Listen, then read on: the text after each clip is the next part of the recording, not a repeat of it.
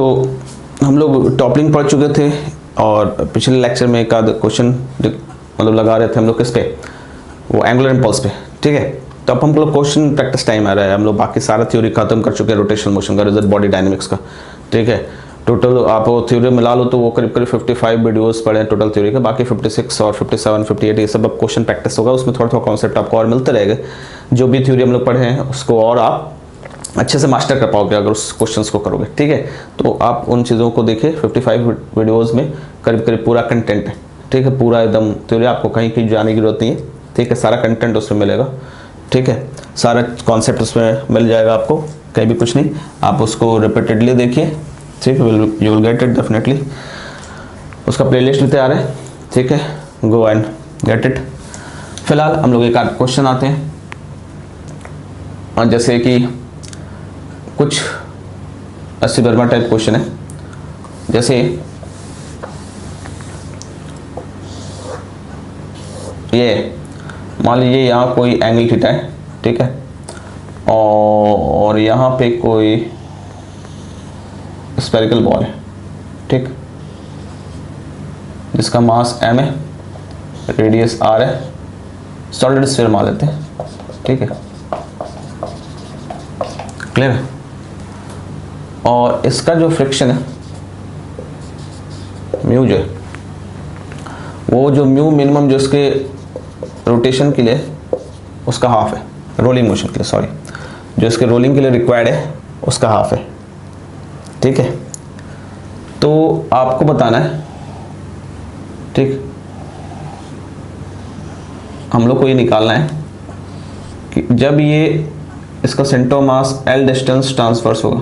ठीक है, कितना डिस्टेंस L, तो उस समय काइनेटिक एनर्जी क्या होगी।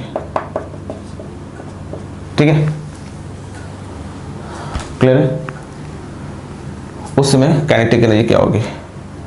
इसका जो कोएफिशिएंट ऑफ फ्रिक्शन है वो रिक्वायर्ड कोएफिशिएंट फ्रिक्शन का हाफ है। रिक्वायर्ड मतलब रोलिंग मोशन के लिए। ठीक है, शायद मैंने किसी लेक्चर में बताया था आपको, पिछले लेक्चर में, कि कितना रिक्वायर्ड होगा। फिर भी हम लोग निकाल लेते हैं, रिक्वायर्ड कोई ऐसी बहुत बड़ी बात नहीं है। तो अब इस L डिस्टेंस के बाद उसकी काइनेटिक एनर्जी निकाली है। ठीक है, आइए देखा जाए। यहाँ से अभी इसकी काइनेटिक एनर्जी 0 है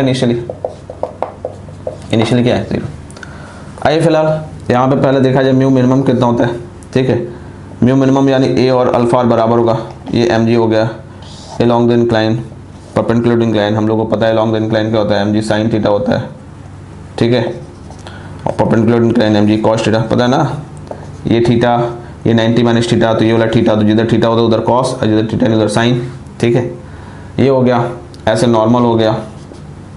ये स्लाइड करेगा तो पीछे क्या, ये क्या करेगा, किधर स्लाइड करवा रहा है, आगे। इसके बाद टॉर्क देखेंगे तो कोई टॉर्क नहीं जनरेट हो रहा है, यानी आगे ही सरकेगा, आगे ही सरकेगा, तो यहाँ भी आगे ही सरकेगा, आगे सरकेगा, तो किधर फ्रिक्शन लगेगा। ठीक है, याद है हम लोग यहाँ फोर्स था तो फ्रिक्शन भी आगे लगे, इधर ही लग गया था। पर अगर फोर्स सेंटर ऑफ मास है तो फ्रिक्शन हर हाल में कहाँ लगेगा, पीछे। ठीक है, हम लोग स्लाइड नहीं करवा रहे, पहले म्यू मिनिमम निकाले तो कौन सा फ्रिक्शन लेंगे, स्टैटिक। ठीक है, या लिमिटिंग भी ले सकते हो म्यू मिनिमम के लिए, क्योंकि पूरा फ्रिक्शन लगाने के बाद ये आएगा। क्या डाउन द इंक्लाइन अभी स्लाइड हो रहा था तो एक्सेलरेशन ए ले लेते हैं, तो इधर down the incline net force mass into acceleration, इधर पॉजिटिव ले लेते हैं डाउन द इंक्लाइन, तो अप द इंक्लाइन नेगेटिव होगा। तो डाउन द इंक्लाइन अगर आप करोगे तो mg sin theta minus fs equals to ma। ठीक है, इसके बाद टॉर्क देखो, नॉर्मल का टॉर्क 0, mg का टॉर्क 0, mg sin सब तो वही 0 हो गया। किसका टॉर्क मिलेगा, फ्रिक्शन का, किधर मिलेगा, क्लॉकवाइज। तो एक्सेलरेशन ऐसे है, ये क्लॉकवाइज ऐसे जाएगा। कितना आ जाएगा इसका टॉर्क, कितना डिस्टेंस है ये, परपेंडिकुलर डिस्टेंस r। ठीक है, fs into r equal to net torque equal to I alpha, I की value 2/5 mr square alpha, r से r कट गया। प्योर रोलिंग का केस है तो a equal to alpha r का केस हो जाएगा। ठीक है ना, ऐसे यहाँ a है, ये अल्फा है, प्योर रोलिंग है तो यहाँ का एक्सेलरेशन 0 होना चाहिए a, और यहाँ पे पीछे क्या हो जाएगा, ऐसे क्लॉकवाइज है तो ये इधर, ये इधर, ये इधर, ये इधर, ये वाला इधर। ठीक है, ये अल्फा हो जाएगा, तो a की वैल्यू अल्फा के बराबर होगा। तो एक जगह अल्फा लग दे, इसको ऐड कर दे, this will cancel out. mg sin theta is equal to क्या गया हमारे पास, ये m है 2/5, तो यानी 7/5 ma। ठीक है, तो a की वैल्यू क्या हो जाएगा, 5/7 g sin थीटा। तो fs की वैल्यू क्या है, fs की वैल्यू क्या है, 2/5 ma। ठीक है, यहाँ से ध्यान दीजिए, 2/5 ये a हो जाएगा। तो 2/5 एम ए, यानी 2/5 एम ए की वैल्यू 5/7 है, 5/7 जी साइन थीटा, यानी आएगा 2/7 एम जी साइन थीटा। ठीक है, म्यू मिनिमम निकालना है तो एफ एस की वैल्यू, म्यू मिनिमम को पता है एफ एस बाई एन होता है, वैसे एफ एस की वैल्यू म्यू एन होता है, तो म्यू की value greater equal to f s by n हो जाएगा। तो म्यू मिनिमम कितना आ जाएगा आपका, एफ एस की वैल्यू कितना है 2/7 एम जी साइन थीटा, और ये है एन की value m g cos theta है।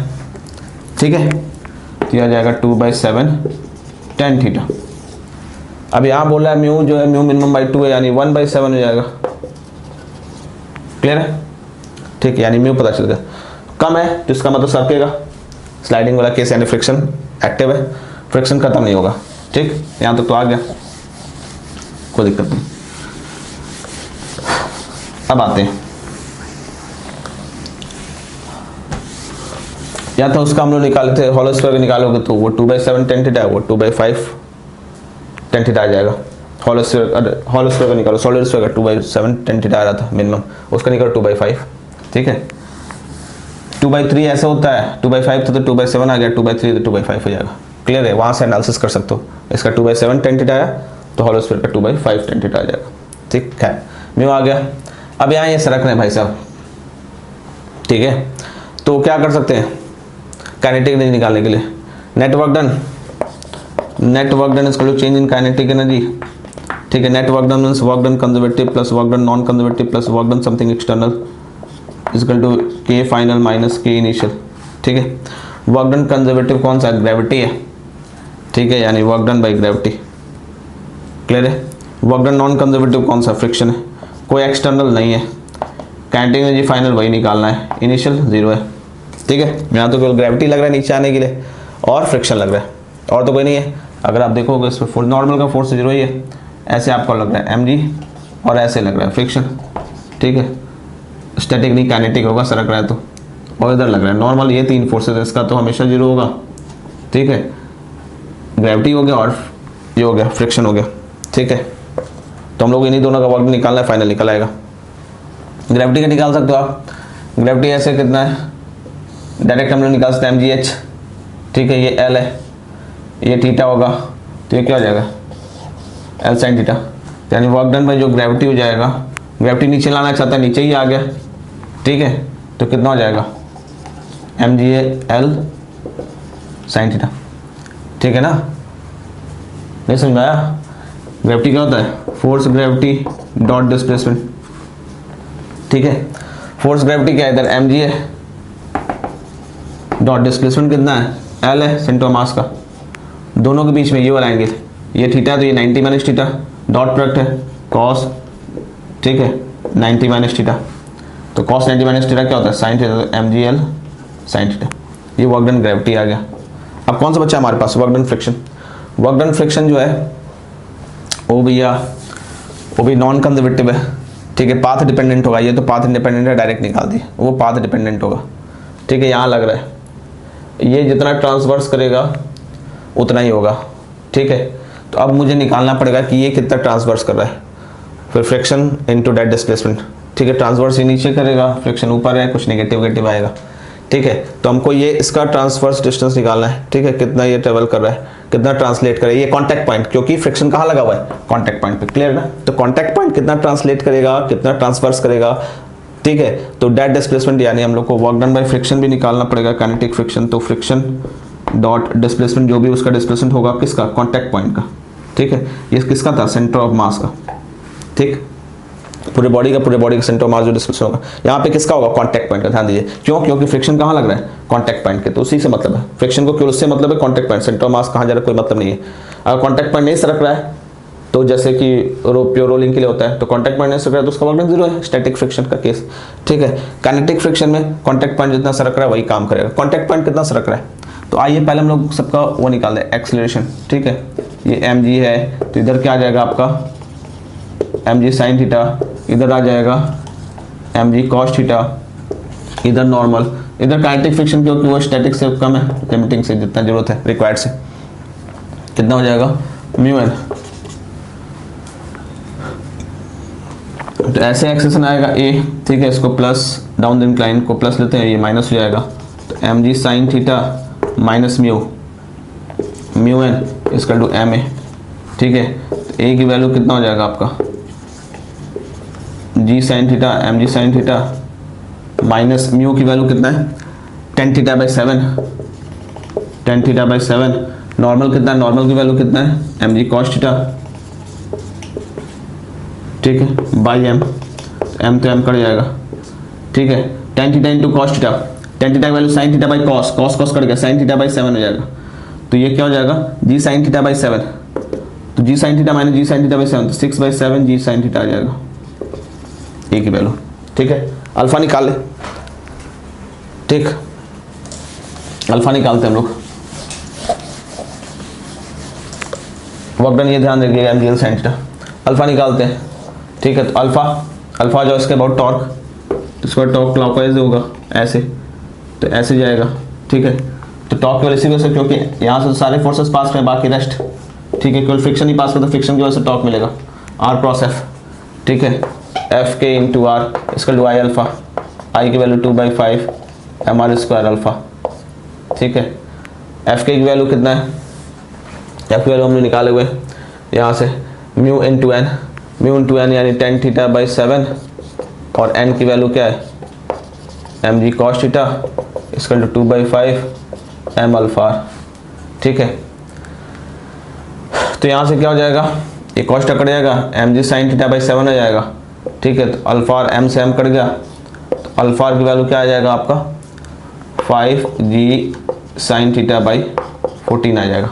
ठीक है, क्लियर है, कोई दिक्कत नहीं, अल्फा और पता चल गया। ठीक है, सेंटर ऑफ मास का एक्सेशन मुझे पता है डाउन द इंक्लाइन, और ये अल्फा पता है। ये सेंटर ऑफ मास के डिस्प्लेसमेंट के लिए ये एक्सेशन रिस्पांसिबल होगा, अल्फा से कोई मतलब नहीं। सेंटर ऑफ मास के लिए केवल ये एक्सेशन रिस्पांसिबल है। तो एल डिस्टेंस ट्रांसवर्स करने में कितना टाइम लगेगा, टाइम इनिशियल वेलोसिटी 0 है, तो अंडर रूट ऑफ क्या होता है 2h/g ना, यानी 2l/a। ठीक है, तो under root of 2l/a, a की वैल्यू कितना था 6/7 जी साइन थीटा, यानी 6g साइन थीटा बाई 7, 7 ऊपर चला जाएगा। ठीक है, तो under root of 14l/6g sine theta. ठीक है, या आप इसको 7/3 लिख सकते हो, ये 3 टाइम्स ऊपर जाएगा 7/3g साइन थीटा। ये टाइम हो गया। इतने टाइम में अगर हम लोग देखें तो कांटेक्ट का क्या हो जाएगा, ये ए है ऐसे, ये अल्फा है, तो कांटेक्ट का एक्सेशन ए ऐसे, अल्फा और ऐसे, तो डिस्प्लेसमेंट ऑफ कांटेक्ट यानी कांटेक्ट का एक्सेशन क्या हो जाएगा ए माइनस अल्फा। ठीक है, तो डिस्प्लेसमेंट ऑफ कांटेक्ट अगर हम लोग निकालेंगे तो वो आ जाएगा डिस्प्लेसमेंट ऑफ कांटेक्ट।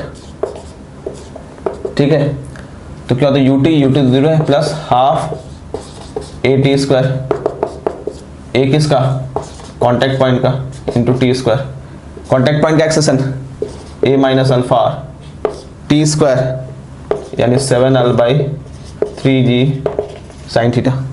ठीक है, ए माइनस अल्फा की वैल्यू, ए की वैल्यू कितना है आपका, ए की वैल्यू कितना था 6g/7, 6g sine theta by 7 minus alpha की value 5g sine theta by 14। ठीक है, यानी 12 7। ठीक है, यहाँ से आप देखो तो ये कितना जाएगा 2 12 minus 5 7, 7g sign theta by 14 यानी g साइन थीटा बाई 2 आ जाएगा। ठीक है, सॉल्व करो, यहाँ आएगा 12 minus 5 7g sign theta by 14 LCM 14 है। ठीक है, यानी g साइन थीटा बाई 2 यानी 1/2 g साइन थीटा बाई 2। ठीक है, into 7l/3g sine theta, g sine theta cut गया, कितना आ गया आपका 7l/12। ठीक है, और ये डाउन द है तो वर्क डन बाय फ्रिक्शन जो हो जाएगा, यहाँ देखो फ्रिक्शन ऊपर लग रहा है, ये एक्सेशन डाउनवर्ड है, सॉरी डिस्प्लेसमेंट डाउनवर्ड है। ठीक है, डाउनवर्ड है ना डिस्प्लेसमेंट इधर, नेट एक्सेशन हम लोग इधर लिए तो डिस्प्लेसमेंट इधर ही हुआ, पॉजिटिव आ गया यानी डिस्प्लेसमेंट इधर ही होगा। ठीक है, कॉन्टैक्ट पॉइंट का हम लोग पहले सेंटर ऑफ मास से टाइम निकाल लिए। ठीक है, टाइम उतने ही टाइम में ये कितना डिस्प्लेस हो रहा है वो निकाले कॉन्टैक्ट पॉइंट का एक्सेशन क्या हो जाएगा ए माइनस अल्फा डाउन द, और वो पॉजिटिव आ रहा है यानी डिस्प्लेसमेंट डाउन ही होगा। ठीक है, और फ्रिक्शन लग रहा है ऊपर, यहाँ देखो तो फ्रिक्शन ऊपर लग रहा है काइनेटिक और डिस्प्लेसमेंट डाउनवर्ड हो रहा है, दोनों के बीच 180। ठीक है, तो ये आ जाएगा माइनस cos 1 एफ के displacement of contact point into cos 180 की वैल्यू -1 यानी वर्क डन बाई फ्रिक्शन जो आ जाएगा वो कितना हो जाएगा, फ्रिक्शन की वैल्यू क्या एफ के displacement of contact point, F की वैल्यू माइनस म्यू एन और कॉन्टैक्ट पॉइंट का डिस्प्लेसमेंट क्या है 7L/12 माइनस म्यू एन मतलब कितना आया था फ्रिक्शन, ठीक है, यहाँ से ये नहीं था फ्रिक्शन, ठीक है, तो ये tan θ/7 है mg cos थीटा, तो cos tan 20 mg sin θ/7, तो आ जाएगा आपका minus mg sin θ/7 into 7L/12, तो ये कट गया, कितना आ गया माइनस 1/12 mgl sin थीटा, ठीक है। तो अब आ जाते हैं तो net work done, net work done में क्या था, work done gravity plus work done friction plus वो तो जीरो था, इसका to k final, initial zero था, तो वर्क डन ग्रेविटी कितना है mgl sin theta minus work done plus work done friction कितना है माइनस mgl sin θ/12, ठीक है, इसका टू के फाइनल हो जाएगा, तो काइनेटिक एनर्जी फाइनल क्या हो जाएगा, वो ये तो आ जाएगा 11 mgl sin θ/12, ठीक है, ये फाइनल काइनेटिक आ जाएगा। क्लियर है? चलिए बाकी चीज़ें हम लोग नेक्स्ट लेक्चर में देखेंगे और भी कुछ क्वेश्चन प्रैक्टिस करेंगे। Till then stay connected, thank you.